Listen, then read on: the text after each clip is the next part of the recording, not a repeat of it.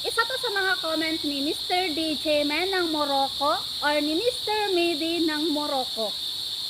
It is possible to come swim with you one day. Sasagutin natin yan sa aking pagbabalik.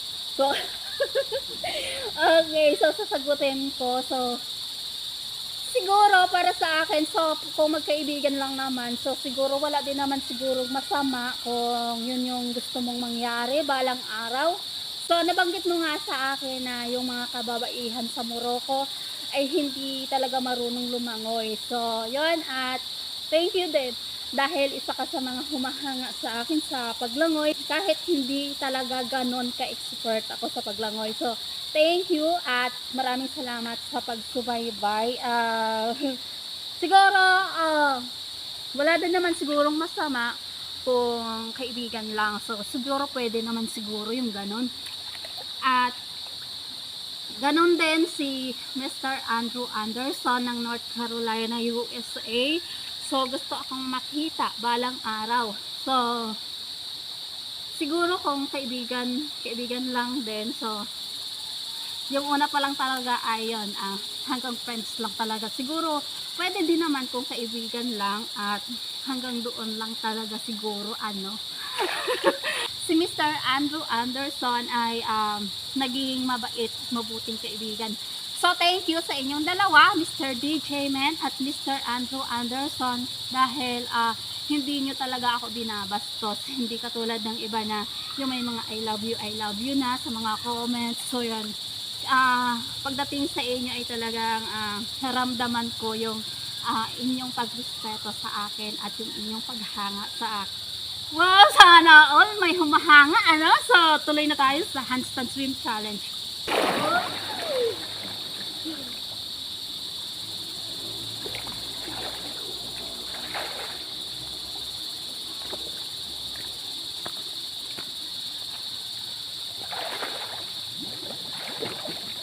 One!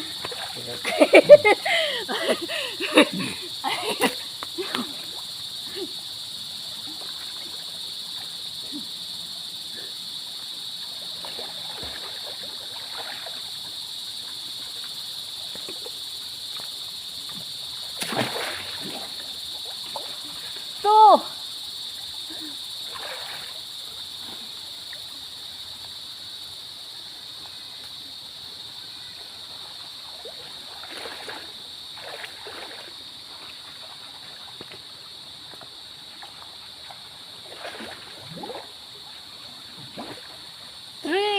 Three.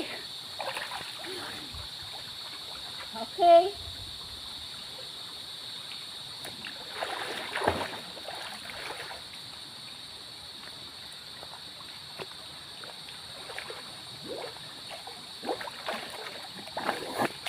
Yung pinapa-challenge sa akin ng Tawa Mexico, hindi ko kaya kasi hindi na ako makakahinga nun sa ilalim. Wala nang hingahan nun. Okay.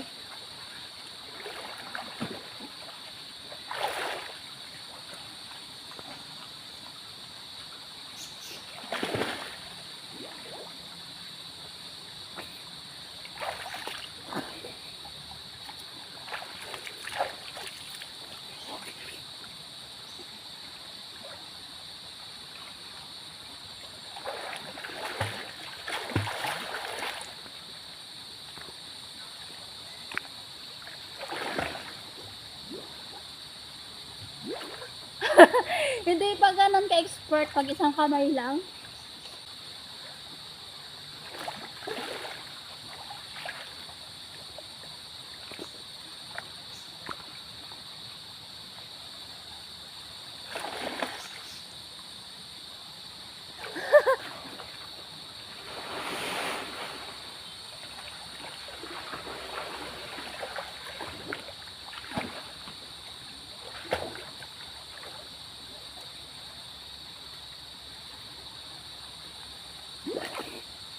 Naligaw.